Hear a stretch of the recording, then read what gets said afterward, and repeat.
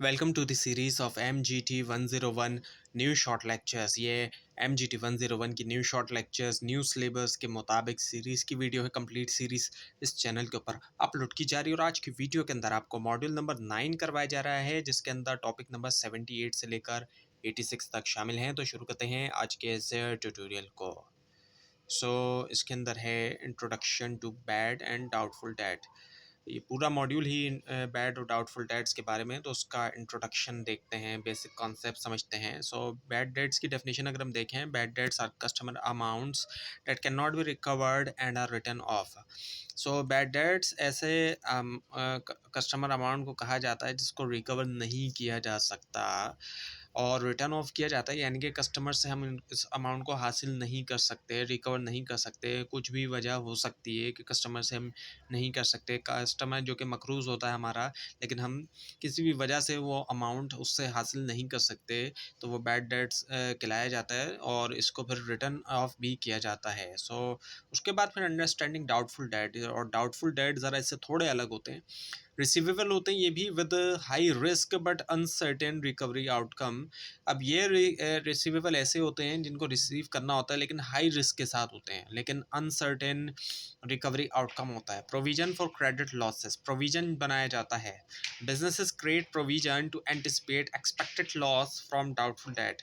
अब जहाँ पर डाउटफुल होता है हमें कि हमारा जो है वो डेट रिकवर नहीं होगा, तो उसके लिए फिर प्रोविजंस जो है उनको बनाया जाता है, क्योंकि हमें डाउट होता है, रिस्क होता है कि हमें जो है डेट रिसीव नहीं होगा। इंपॉर्टेंस फॉर फाइनेंशियल रिपोर्टिंग के हिसाब से हमें इसकी इंपॉर्टेंस देगा। Accurate debt classification prevents over statements of accounts receivable balance. तो इसी वजह से फिर क्या होता है कि जो एक्यूरेट डेट क्लासिफिकेशन के ज़रिए हम रोकते हैं ओवर स्टेटमेंट जो होती है, अकाउंट रिसीवेबल का जो बैलेंस होता है उसकी ओवर स्टेटमेंट, यानी कि फिर अकाउंट रिसीवेबल जितना हमें रिसीव हो सकता है उतना ही हम सही तरीके से बता पाते हैं। अगर हम बैड डेट्स को भी शामिल कर लेंगे या फिर डाउटफुल डेट का प्रोविज़न नहीं बनाएंगे, तो फिर वो ओवर स्टेटमेंट हो जाएगी।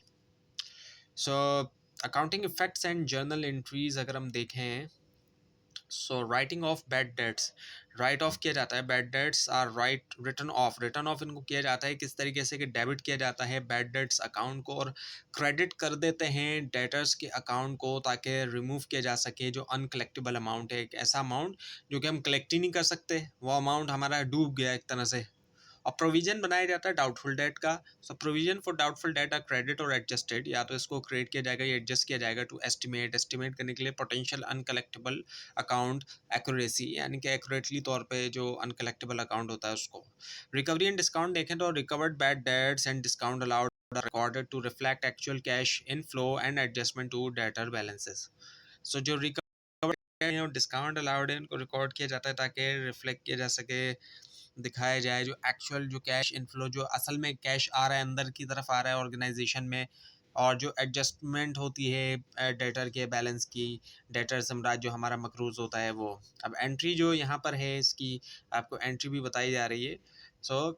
जो है जब एक डेटा जो है वो उसको रिटर्न ऑफ किया जाता है as a bad debt, entry जो है वो कुछ ये होती है कि बैड डेट अकाउंट को हम जो है वो डेबिट कर देते हैं और जो डेटर्स अकाउंट होता है उसको हम क्रेडिट कर देते हैं।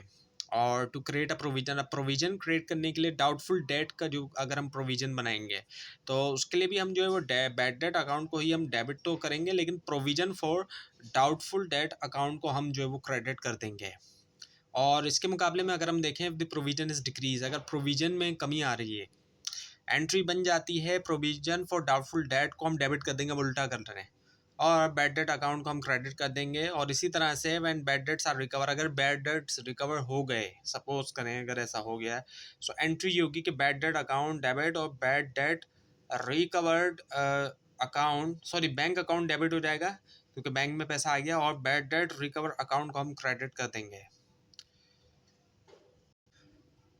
डिस्काउंट अलाउड टू डेटर्स को रिकॉर्ड किया जाता है as a discount allowed, account को हम डेबिट करेंगे और डेटर अकाउंट को हम जो है वो क्रेडिट कर देंगे। एंड क्रिएटिंग अ प्रोविजन, जो क्रिएट करेंगे provision for discount on debt के लिए, उसमें ये होता है कि डिस्काउंट अलाउड अकाउंट को हम डेबिट कर देते हैं और जो प्रोविजन फॉर डिस्काउंट अकाउंट होता है उसको हम क्रेडिट कर देते हैं। Now the measurement of provision for doubtful date, जो मेजरमेंट है प्रोविजन फॉर डाउटफुल डेट की, अगर हम इसको देखते हैं स्पेसिफिक और जनरल प्रोविजंस को। स्पेसिफिक प्रोविजंस अगर हम देखें तो specific provision targets doubtful debt. Specific provision के ज़रिए टारगेट किया जाता है डाउटफुल डेट होता है, जो कि बेस करता है इंडिविजुअल के डेटर का जो रिस्क असेसमेंट होती है, और ये एड्रेस करता है जो नॉन या फिर जो आइडेंटिफाइड डेटर्स होते हैं के साथ, जिनका जो जाने हुए होते हैं और आइडेंटिफाई जिनको किया गया होता है। सो ये बेस करता है इंडिविजुअल डेटर असेसमेंट, जहाँ पर कि जनरल प्रोविजन जो होता है ये अप्लाई करता है एक परसेंटेज रिमेनिंग डेटर बैलेंस के ऊपर, अज्यूम करते हुए कुछ जो लेवल होता है डिफ़ॉल्ट का, और वो बेस करता है किसके ऊपर, हिस्टोरिकल डेटा के ऊपर, हिस्टोरिकल ट्रेंड्स के ऊपर। तो अब आगे चल के आपको एक एग्जांपल जो बताई जाएगी, और वो एग्जांपल शो करती है कि स्पेसिफिक प्रोविज़न बनाया गया सिलेक्टेड डेटर्स के लिए, और जनरल प्रोविज़न जो 5% बनाया गया रिमेनिंग बैलेंस का, टोटल जो बना वो बना 14,000 का, और अकाउंटिंग एंट्री भी आगे आपको बताई जाएगी। अब देखते हैं उस एग्जाम्पल को। सो आउट ऑफ 80,000 रुपीज़ जो है डेटर्स के अंदर स्पेसिफिक प्रोविजंस जो बनाए गए, यानी कि मुख्तलिफ जो डेटर्स थे जो हमारे मकरूज हैं उनके स्पेसिफिक बनाए गए, जिसमें मिस्टर किल के लिए बनाया गया 2,500 का, मिस्टर हिल के लिए 3,000 का बनाया गया, और मिस्टर बिल के लिए 6,000 का बनाया गया। जनरल प्रोविज़न बाकी जो है वो अप्लाई किया गया रिमेनिंग जो है 50,000 के ऊपर 5%, जो कि नतीजा निकला कितने का, 2,500 का। सो जो टोटल प्रोविज़न बन गया है, सब तमाम प्रोविज़न को अगर हम इकट्ठा कर लेंगे तो वो 14,000 का बन गया, और विद इन ओपनिंग बैलेंस, जिसका ओपनिंग बैलेंस जो है वो 10,000 का, और जो इंक्रीज़ हुआ 4,000 का। तो उसके बाद फिर उसकी जो एंट्री बनेगी, तो अब जब एंट्री में हम रिकॉर्ड करेंगे तो वो बैड डेट अकाउंट को हम डेबिट करेंगे, और provision for doubtful debt account को हम क्रेडिट कर देंगे। Now the age based provision, age based provision जो है वो एनालाइज करता है डेटर बैलेंसेस, जो कि बेस करता है कि कितना लंबा जो है वो आउटस्टैंडिंग रहे, और ओल्डर डेट्स को कंसिडर किया जाता है रिस्कियर, और अट्रैक्ट करते हैं ये हायर प्रोविज़न परसेंटेजेस भी। सो जैसे कि बैलेंस और परसेंट प्रोविजंस रेट वेरी करते हैं एज से, जैसे कि 0%, 5%, 10%, डिफरेंट एजिंग पीरियड्स के लिए, और provision calculation total provision calculate किया गया 8,500, जो कि रिफ्लेक्ट कर रहा है डिक्रीज कंपेयर अगर करेंगे प्रीवियस। एग्जाम्पल भी आपको बताई जाएगी आगे। और जर्नल एंट्री जो बनाई जाती है वो कुछ ऐसे बनाई जाती है कि प्रोविज़न फॉर डाउटफुल डेट हम डेबिट करते हैं, और बैड डेट्स को हम क्रेडिट कर देते हैं। तो अब आपके सामने जो है वो एग्जाम्पल मौजूद है, प्रैक्टिस मौजूद है।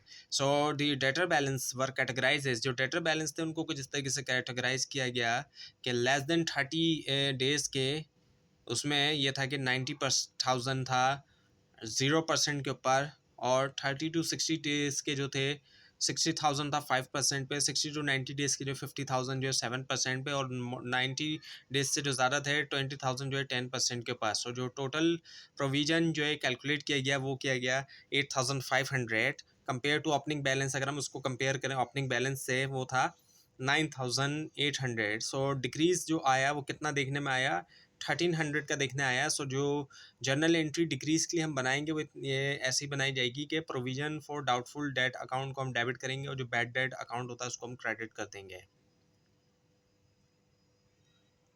So accounting for bad and doubtful date, accounting जो है बैड और डाउटफुल डेट की जो अकाउंटिंग अगर हम उसको देखेंगे,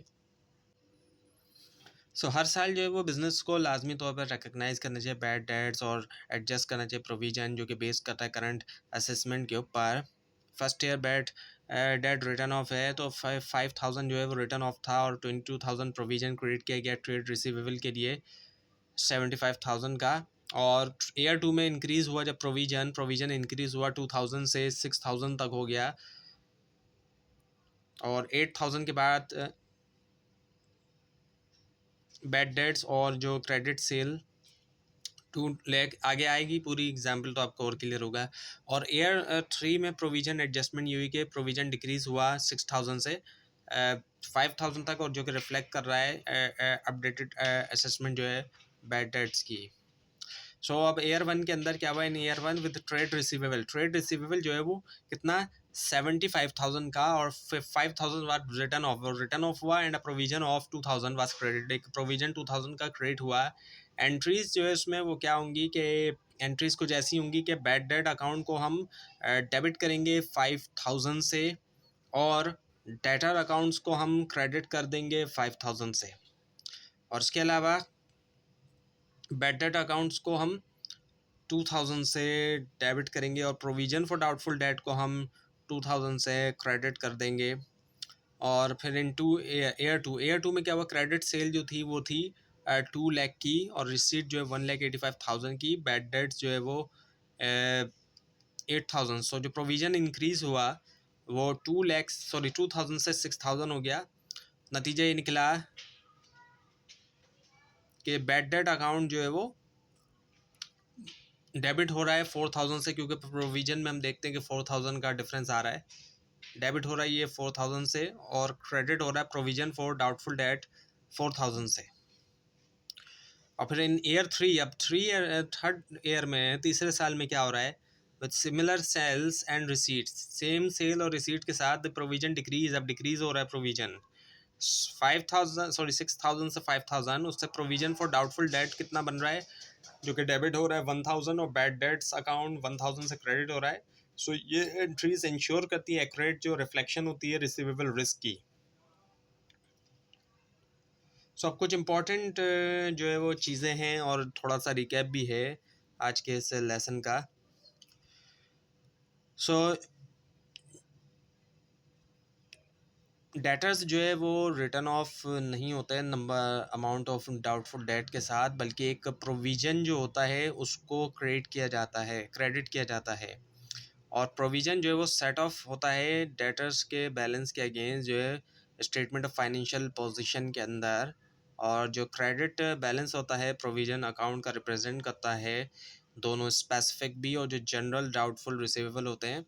और हर रिपोर्टिंग डेट के ऊपर प्रोविज़न जो है उसको रीमेजर भी किया जाता है। अगर न्यू रिक्वायर्ड बैलेंस जो है वो हायर है तो इंक्रीज़ जो है वो रिकॉर्ड किया जाएगा एक्सपेंस के तौर पर, और अगर लोअर है तो डिक्रीज़ को रिड्यूस किया जाएगा, रिड्यूस करेगा वो एक्सपेंस को। कमी आ रही है तो वो एक्सपेंस में कमी लेकर आएगा। और जो फार्मूला होता है बैड डेट एक्सपेंसेस के लिए, वो बैड डेट रिटर्न ऑफ में हम इंक्रीज़ करते हैं इन प्रोविज़न, और इंक्रीज़ इन प्रोविज़न करते हैं, और माइनस करते डेट रिकवर्ड। डिस्काउंट अलाउड के लिए हम क्या करते हैं कि एक्चुअल डिस्काउंट अलाउड में हम ऐड कर देते हैं प्रोविज़न फॉर डिस्काउंट अलाउेबल को।